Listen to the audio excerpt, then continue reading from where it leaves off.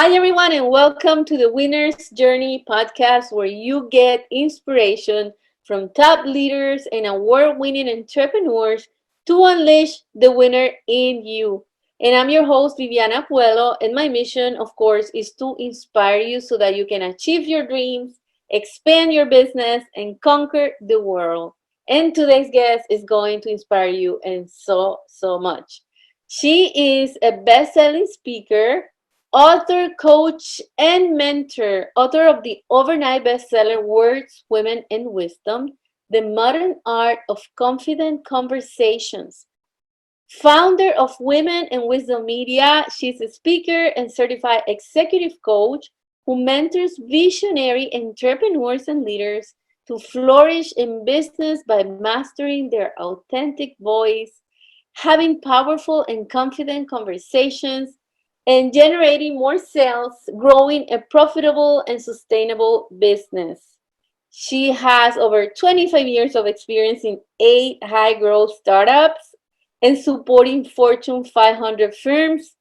Without further ado, wow, what an incredible introduction. Welcome, Yvonne E.L. Silver. Yvonne, thank you so much, so much. I'm just overwhelmed and touched by the intro. Well, thank you, Viviana. It's lovely to be here, and thank you for all the beautiful work that you do as well with sharing with your Art International tours. It's just an amazing journey you've been on as well. Thank you, thank you. And our mission on this program is to inspire everyone that is listening to us and watching us.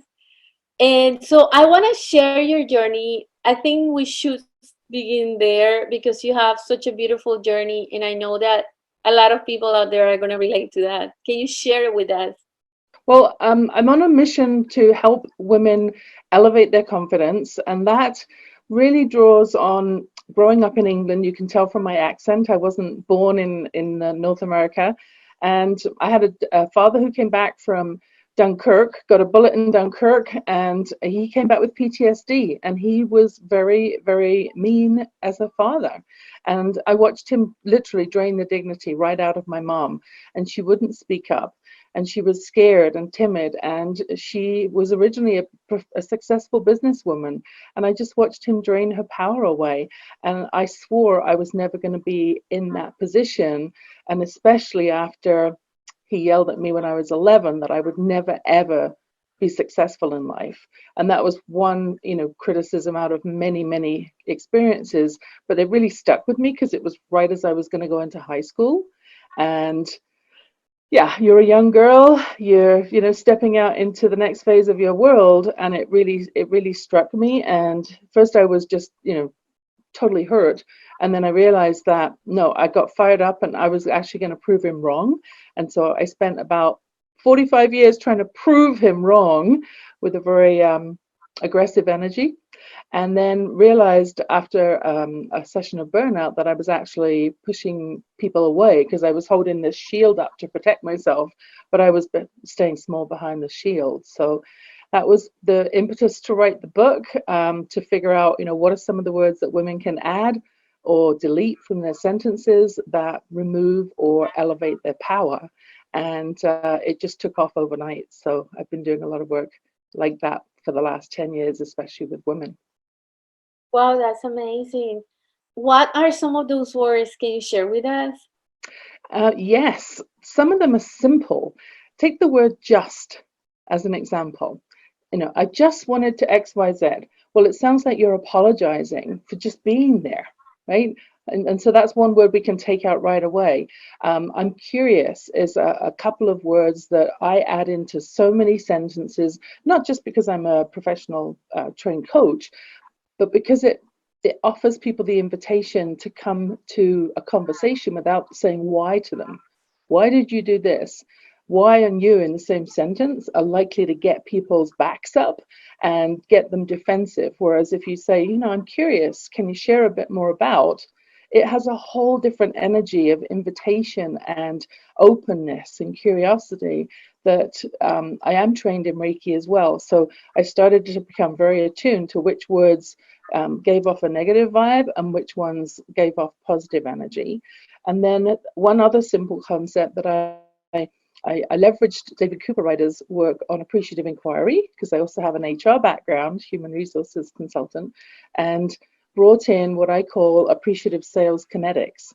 So instead of going into a conversation and potentially with a client saying, well, tell me about your biggest challenge, which is invariably where people get trained in sales to start a conversation, I go in with, tell me what's working really well and how could it be even better? And then we dovetail the conversation to co-create something that is better based on what they're looking to do and create and what I can bring to the table. So appreciative sales kinetics and appreciative inquiry is another concept in the book. There's 40 different words and word concepts in the book. And they're gathered over the years of coaching and mentoring women to see what works, and then I put them all together. And do you find that as women, do we have those issues more than our counterpart, our guys entrepreneurs? Are we as women more prone to use these words that we shouldn't be using, or not use the words that we should be using? I think that women in general, we have been brought up to be the good little girl. We like to please, and so we don't want to offend anybody. And so very often we unconsciously pause in the middle of a sentence because we're doubting ourselves.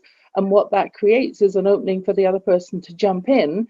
So it becomes this self-fulfilling prophecy where I was wondering if it was going to go well. So I doubted myself. So I created a space, and then guess what? They did object to something. Whereas the confident person is going to be in full flow. They're talking about what they do. They're passionate about it because they love it. They're super clear on the benefit for their client or for their partner, whatever the mission inspired business is. I love working with mission inspired businesses. And so they don't falter, they don't stop, and they don't create that opening and that question mark in the listener's mind. So when with the word just, I spoke to a lady called Ellen Petrie Lenz, who actually wrote an article that ended up in Huffington Post, and it was on that word just. And once people realized that they were doing it, women in particular, she referenced a little bit of an informal study that she did in a networking event where women actually use the word just 5 to 7 times versus men using it 3 times in their introduction. And these were entrepreneurs who typically would be more confident than perhaps someone in the private sector.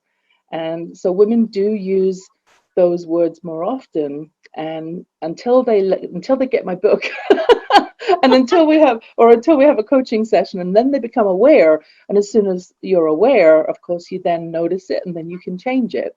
You can use but as a sentence, that sentence stopper. It cuts the sentence in half, and people only hear the first half of the conversation before you say but XYZ. Well, just change it to and then it doesn't create this cut in the middle of the sentence, and people hear both parts of what you're saying. It's very easy to change up the words once you're aware of them, because everybody's words matter, and that's the other key piece I wanted to get across.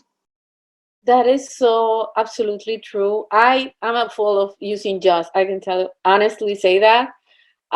Any tips of how we can implement this? Because I know it takes a little bit of programming to get there and changing our vocabulary. Mm-hmm. So I divided the book into 8 chapters.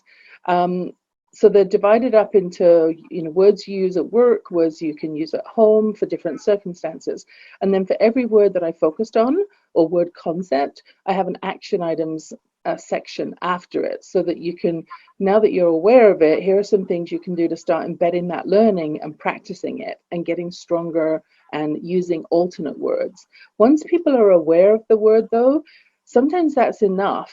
And I very often hear clients say, oh, as I was about to pick up the phone to call you, I thought, well, what would Yvonne say?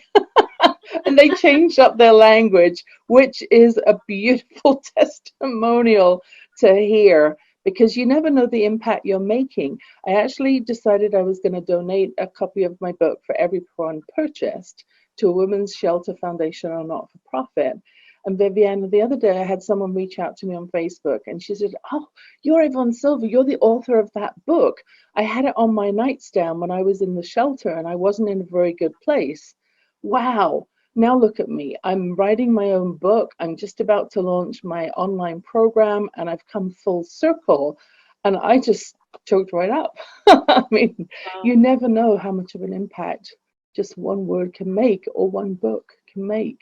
I was Yes. really touched. That's very touching. And one thing I remember, I've read the Bible. I'm a believer, so I've read the Bible many times, and I never forget. And I repeat that to myself during my business meetings. Is that our word has an impact. There's power in our words, Yes, and they create our reality. It's not just our thoughts; it's what comes out of our mouth. yes. And those words have energy. And I also connected that when I took my Reiki training. But beyond that, what I realized from talking with, I had been arranging a speaking, corporate speaking gig, and the lady brought her assistant along to the meeting, and I shared something, and the assistant said, "Oh, I would never have thought of that." And I realized the reason she would never have thought of that is because of where her confidence level was at that moment in time. It never would have occurred to her to say something that I just said so boldly. And I realized that actually, I realized then, and halfway through the book, that it dawned on me as well that the words we speak are really a reflection of our current confidence level. So if we want to change our confidence level, become aware of the words that we're using and start using more powerful words. And that will be almost like a tractor beam that will pull you forward. Now, there is some other inner work that you'll need to do. And that's part of what I do in my coaching. So read the book first, get familiar with some of the things that you can make as quick fixes and quick changes. And then let's work together and let's deep dive into why are you using that word anyway? What's going on in your confidence that is in your history that's impacting that language. Wow. And it has to do also where I think our belief system and the image that we have about ourselves. So Yeah. as that image starts changing and we start seeing ourselves with a different eyes, with different view, the confidence, starts coming up. Yeah. Well, sometimes we can go out as women, we can go out and you're in the art world, it's very much about visual impact. Yep. We can go out and buy a new dress and we feel great on the outside. And yet, if we haven't really done our own inner work to heal that, or done our mindset work to heal that thing that is getting in our way and keeps bubbling up, it'll keep getting in our way. So it's like, as you say in the Bible, basically what I refer to as, you'll keep getting tapped on the head by the 2x4 until you get the lesson. That is so true. So, it might be painful, and yet when these issues come up and you get frustrated or annoyed or you're upset about something, sit in that energy, let it dissipate first, and then afterwards go back and reflect and say, what was going on right before that triggered something in me? And that'll be one clue that you can then follow that thread to start exploring some things that maybe are unhealed or unintegrated energy. Yeah. I can't wait. I think I just gotta read the whole book. Totally inspiring. And I feel that so many of us need it. We all need it. We do Yeah, as women. something in there for everybody. Yeah, yeah. Even guys, I mean, I'm pretty sure, it's about more like I know it says women, but I'm pretty sure men would be also benefit from it because Yeah. insecurities are residing in every being and at different levels. hmm Well, I've done a number of different talks, both for women's groups, International Women's Day, and also for men at Chambers of Commerce. And so I usually bring out things like the appreciative sales kinetics concept when I'm talking with men and women, because that's something that everybody can use and start using right away. Certainly, with the way the book is laid out, the words are one thing. The other thing, though, the last chapter is when no words are even required. So it's about the use of silence. So if a man said something to you, you could simply say, "Excuse me," and Mm. then you stop talking. And the silence will do the heavy lifting. They will feel that they have to fill in the silence by saying something. "Oh, I didn't mean it like that. Oh, I'm sorry that landed wrong for you. What did you hear me say that caused you to respond in this way?" And sometimes it's about how we show up. We take the corner office, we sit at the head of the table, we invite someone to a particular restaurant for lunch, we make our decisions, and that shows our confidence level without even saying a word. That is so, I'm so happy to share that part with me because I am one, and I've done it by intuition, I guess. I do the silent. And sometimes my husband, he would ask me, "Why didn't you answer?" And I said, "Well, I didn't feel like answering. I thought they had to go on with the conversation." And I'm Mm-hmm. pretty sure I'm not the only one out there. So thanks so much for reassuring us with that. With Mm-hmm. that chapter, yeah. It's even like in negotiations too. You state your value, and then you ask your question, and then you stop talking and let the silence help until the person is ready to share their comment or to share their feedback. Or sometimes people just need thinking, processing time. If they're a knowledge personality, for example, I've learned a lot recently about personality science and four different personality types: an action, a nurturing, a blueprint, or a knowledge person. And a knowledge person needs data, and they need logic, and they need to think things through, and it takes a few moments. So they need that thinking time. If you keep jumping in, they can't process things. So it's really interesting. Well, thanks so much for sharing all this feedback, all this wisdom with us. Tell me a little bit. Let's speak about your personal life. Talk a little bit more about Yvonne. What else is around your Well, I think part of confidence is about being resilient. And we get to be resilient by trying things that we never thought we would be able to accomplish, and then proving ourselves wrong, basically, by breaking through barriers. And that's where our confidence elevates. Confidence for me, I know, I was fairly confident. I was doing a lot of personal development work before I had my son. He's now 25. He's a special needs boy. What a gift. um, and having to advocate for him. I mean, at 2 years old, they told me he would never ever walk. No, not happening, not on my watch. So he had to go to special schools. He needed personalized attention. And he grew into a very beautiful, sensitive child. And he, can I share a story? Absolutely, So absolutely. he came running into me one day, "Mom, I need a credit card." And he's now almost 18. Actually, it was 18. And so I said, "Tell me more." And he said, "I want to buy a kid a smile." I don't get it. Pulls me into the living room, and he's watching a Operation Smile telethon. And because he didn't have $250 in his bank account, they told him he needed a credit card and he could put it on his credit card. So he needed a credit card.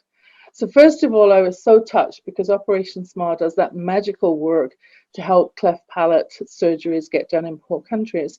So then he decided, because it took forever to get a credit card with his background of special needs, that he was going to sell his paintings and his artwork, and he was going to raise money that way. And that's what he wanted to do. And he's actually paid for 4 children so far to have their surgeries done by selling his artwork. So I'm super proud of him. I got him on global TV. I had him at a first round Dragons Den pitch, and he didn't get picked up for a season. And yet he was just so proud to actually be invited to be there.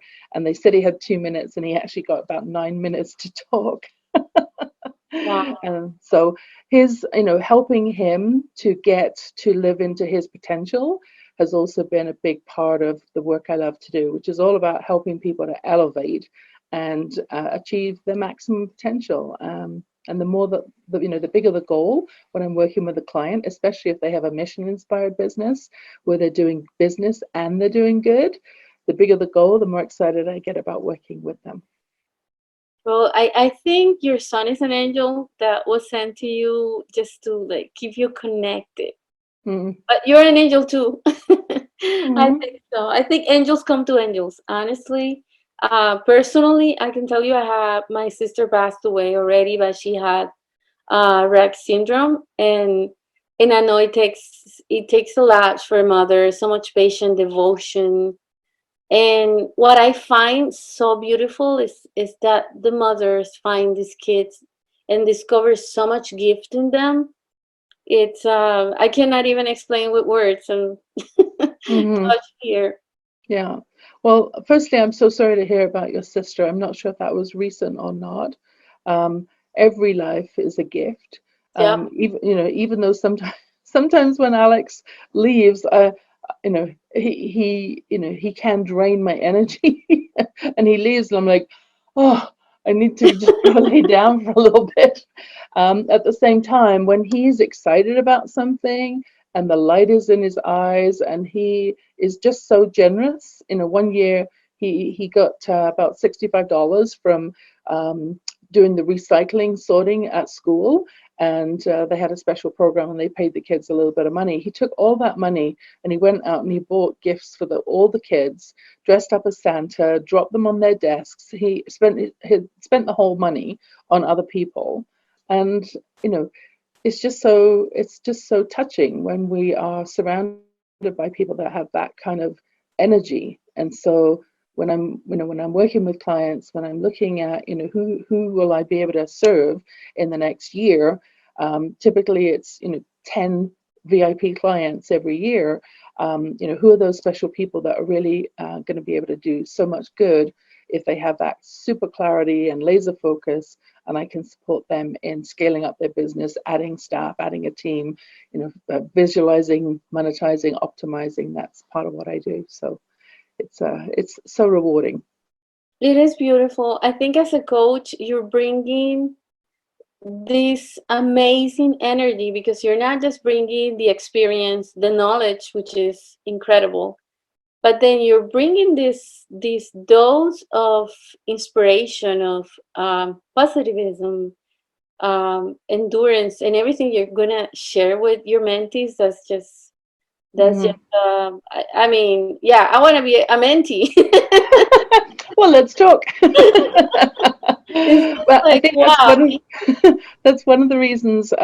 2 years ago, right before my book launched, I did actually receive a Women of Inspiration Award, which is an award here in Canada. Now they're actually about to go global with their awards, and it was for the mentorship work that I have been doing, putting together mentorship programs so that different organizations could have that opportunity to leverage the wisdom of some of the more seasoned brains in the group to support the young minds, because sometimes they don't know what to ask.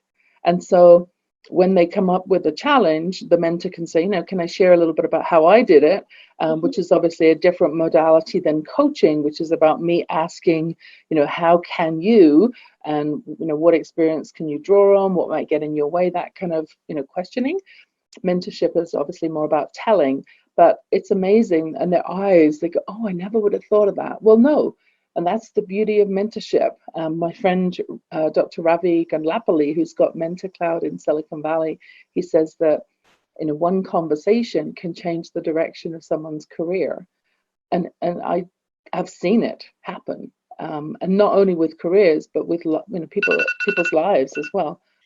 Thanks so much for your time. How can we reach out to you? How can those who are listening or those who are watching us? I'm pretty sure there's a lot of people out there who are looking for a coach and they're thinking this is the one for me. So how can they reach out to you?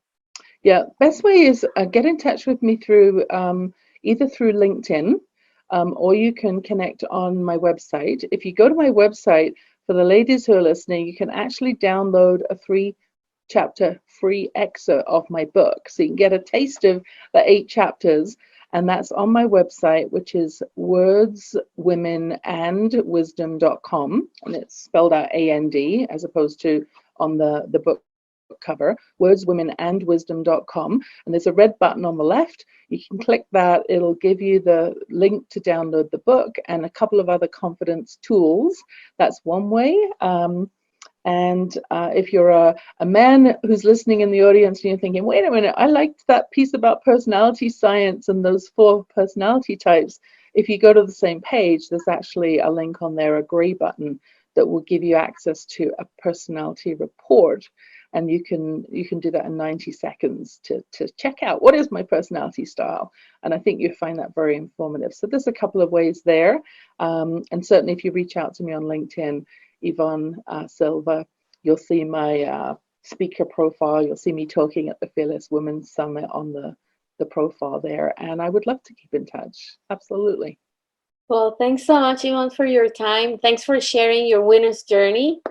And thanks to everybody out there who's watching, those who are listening in the podcast. We are here to inspire you, and check out Yvonne's website. You're going to see it on the links as well. So reach out. This is an incredible and inspiring coach. And thanks again for watching. Stay inspired.